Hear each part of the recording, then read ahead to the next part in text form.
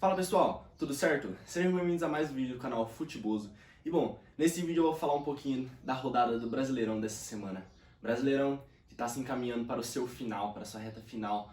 Todos os times já estão definindo o seu destino, em que lugar que eles vão terminar, por que eles vão brigar nessas 4 últimas rodadas. Algumas 5 para alguns times que estão jogos atrasados.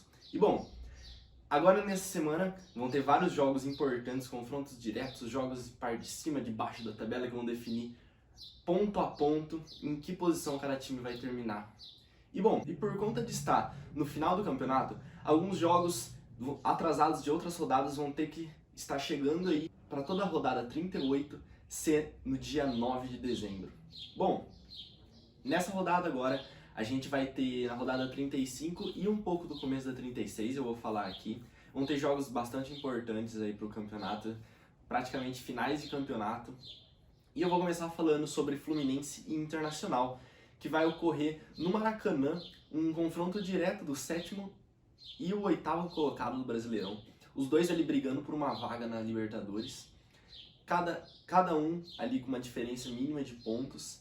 E bom, o Fluminense vai com alguns desfalques, como o zagueiro Nino, entrando o Lucas Claro no lugar dele, fazendo dupla com o David Braz. Alguns desfalques também no meio, como o Nonato, que não vai poder jogar por questão de força contratual com o Inter. Ele é emprestado para o Inter e o Fluminense não vai pagar a multa para ele poder jogar apenas esse jogo.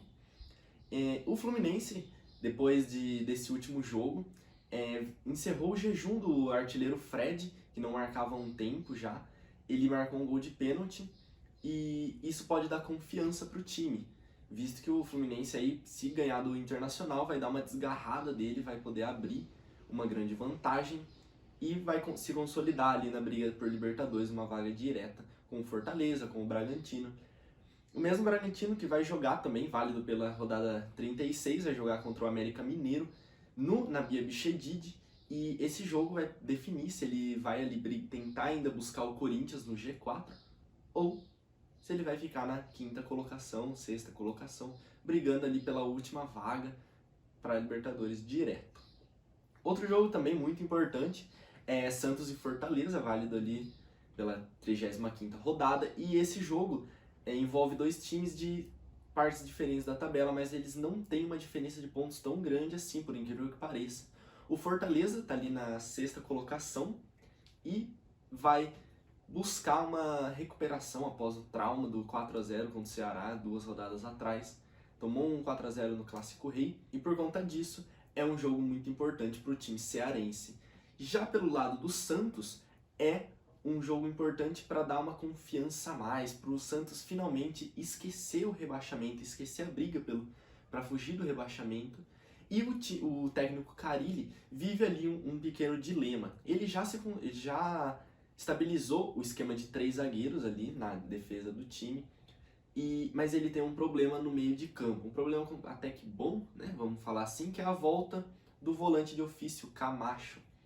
O Camacho, que ficou fora por alguns jogos, por conta de uma lesão, ele volta agora 2 rodadas atrás, e desde que ele tinha ficado fora, o Santos não vinha colocando um volante de ofício no meio campo, jogando sem volante. E quando jogou sem este volante, que é o Camacho, o Santos conseguiu vitórias importantes contra o Bragantino, contra o Fluminense, contra o Atlético Paranaense fora de casa, e isso mostrou a variabilidade tática que o Carille pode dar para esse time. E agora, com a volta do Camacho, o Camacho, que vinha desempenhando um bom futebol, era uma peça de confiança do Carille, que ele já tinha usado no Corinthians em 2017, era uma peça muito de confiança dele. Agora está à disposição e o Carille vai tentar lhe manejar, mas provavelmente para esse jogo contra o Fortaleza ele não vai começar com o Camacho. Ele pode até começar, mas ele vai mudar. Provavelmente o Camacho não joga os 90 minutos. Bom, outro jogo importante aí, envolvendo outro time cearense do campeonato, Ceará e Corinthians. O time cearense recebe o Corinthians no Castelão, válido pela 35ª rodada, um jogo para dar mais ainda confiança para o Ceará. O técnico Thiago Nunes vai enfrentar o seu ex-time pela primeira vez, o Corinthians, desde a sua saída em 2020. E bom, O Thiago Nunes vem com muita confiança, principalmente após o 4-0 contra o maior rival, Fortaleza. Então, o Corinthians vai ter uma pequena dificuldade ali, não vai ser um jogo fácil. Mesmo o Corinthians agora consolidado ali pela primeira vez no G4 nesse campeonato, o Corinthians ainda não conta com o Juliano, que mostrou uma pronta recuperação já e provavelmente vai estar à disposição na outra rodada contra o Atlético Paranaense, que provavelmente ele não vai jogar muitos minutos, mas ele já esboçou uma boa reação, mas mesmo assim ele não vai para o jogo contra o Ceará. Outra peça importante também, que o Corinthians provavelmente não vai mais contar em 2021, é o volante com Cantillo. O volante colombiano foi, desde a última data FIFA, ele foi convocado para a seleção colombiana e ele voltou com desconforto na coxa, que foi detectada uma lesão mesmo. Ele provavelmente vai ficar fora dos gramados até 2022, então é um desfalque importante para o Corinthians, porém o Corinthians tem peças de reposição muito qualificadas, como até o volante Gabriel, que jogou muito bem o clássico, mas ele precisa mostrar um bom futebol. Visto que quando o esquema do adversário é muito agressivo, ele não vinha apresentando um bom futebol. Então o Corinthians também tem a volta do Rony também no meio de campo, podendo fazer essa função no Cantillo. Tem o Xavier, que não vem sendo muito bem aproveitado. Entre outros, o Renato Augusto também podendo jogar naquela função, que ele sabe jogar muito bem. Bom, e agora falando do jogo, talvez o jogo mais importante da 36ª rodada, que vai acontecer nessa sexta-feira. Bom, é o confronto direto entre Bahia e Grêmio, na Fonte Nova. Esse confronto entre os dois times que abrem a zona de rebaixamento vai provavelmente definir quem vai ser o rebaixado. Ou os dois serão rebaixados, caso um empate ou uma combinação de resultados com o Atlético Goianiense.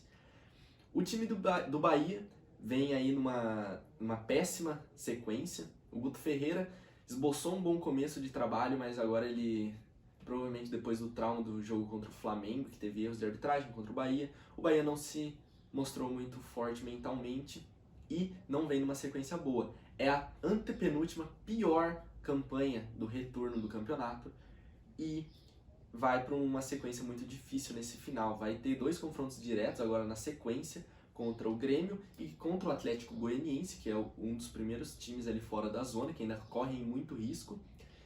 Também vai enfrentar outros adversários da parte de cima da tabela e com diferenças de tempo de jogo muito curtas, 3, 4 dias de jogo.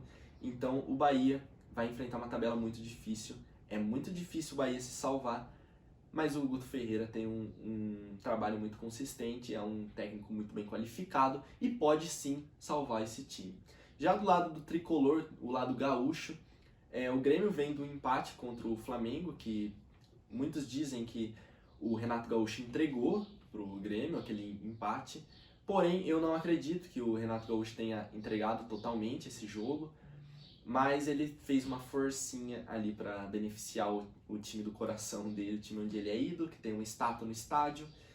Então, o Grêmio ali vem fazendo uma pontuação até que legal, uma pontuação considerável, mas ainda precisa ganhar 2 jogos ali, empatar um, para garantir os 43 pontos, 42 ou 44 para se salvar. Eu acho bem difícil, porque a tabela do Grêmio, assim como a do Bahia, é muito complicada. Vai enfrentar agora o Bahia, enfrenta o Corinthians na Neoquímica Arena, enfrenta o Atlético Mineiro na última rodada.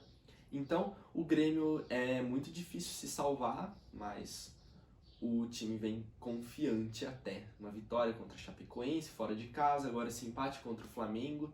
Então pode ser que isso dê uma injeção de confiança no time tricolor. Bom, gente, esse foi o vídeo. Espero que vocês tenham gostado. Deixem nos comentários o que vocês acharam e sugestões para novos vídeos. Se inscrevam no canal, ativem o sininho, deixem o like, me sigam nas redes sociais e até o próximo vídeo. Falou!